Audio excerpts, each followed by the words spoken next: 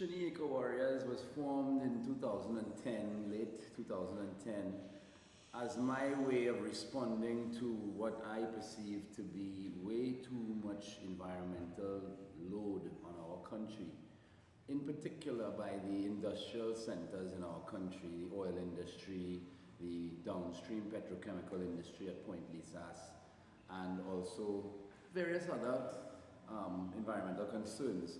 So without a scientific background myself, no degree or no PhD to go put letters behind my name, the only thing I knew to do to try and bring awareness to the local people is using video and photography and writing short articles and trying to spread the word via social networking sites like Facebook and others.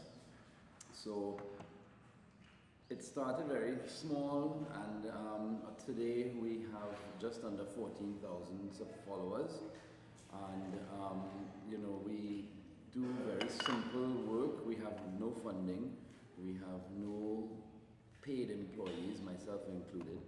We have no major sponsors or anything. Everything we're doing is out of each of the members of Trini Warriors' love for what it is we're doing, love for country nonetheless.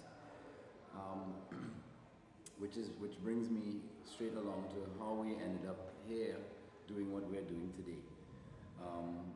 As you heard from McDonald and Frida earlier, I won't go back into the details, but I will say that I met McDonald on his last trip here, which would have been his 5th visit to Trinidad. And during that period of time became very interested in the information that he was trying to disseminate through the country. And that, as you've heard, is that there may be a plan in the works clandestinely by the government to negotiate with foreign investors and various other foreign industrial concerns to bring the world's most destructive form of oil extraction to Trinidad and Tobago. It's known as tar sand mining. It is not the traditional oil well like we see in Trinidad every day, which is a pipe drilled into the ground and like a straw in a glass sucking out the oil. This is a different sort of oil extraction process. It involves heavy mining of an area. The mine that they're proposing in South Trinidad near the Parilands area is proposed to be 12 square kilometers in size. Yeah, and they propose, these are according to Petrotrin's own documents, they propose digging up to 600 feet deep in the mine to access the bituminous tar sands for the process. Now that's bad enough in itself. That means that 12 square kilometer area in south would be strip mined, in all plant cover removed from the surface. The overburden, which is the industry word for the earth, is then removed as well and taken somewhere else. Then they can access the bitumen underneath it. The process involves the use of a lot of fresh water. Of course, as you and I both know, all of us know, we have a limited source of fresh water in Trinidad. Most of our water is held in aquifers underground. In Canada, they have glaciers that are melting and feeding into huge rivers like the Athabasca River and whatnot. We do not have that luxury.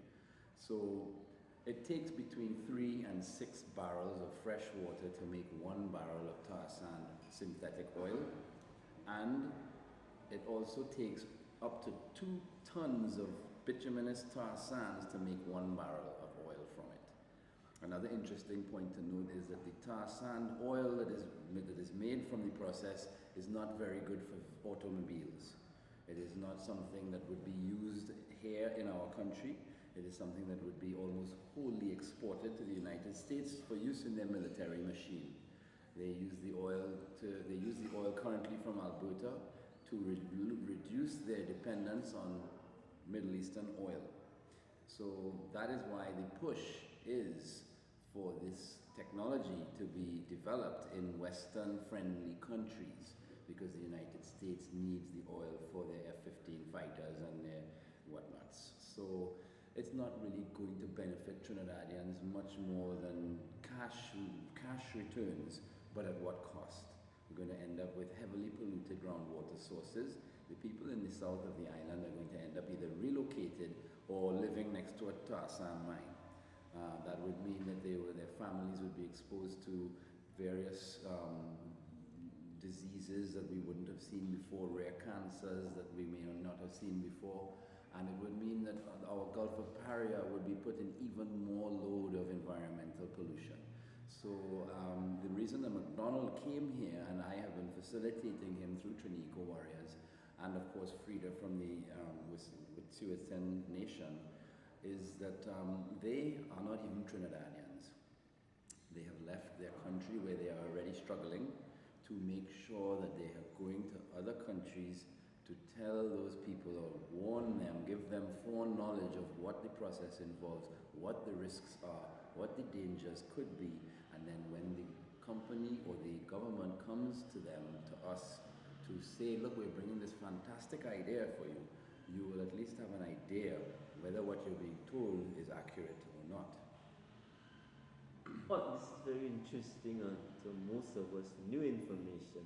How can people, interested people, concerned people get in touch with Eco Warriors? Well, Trini Eco Warriors is very easy for anybody who uses the internet.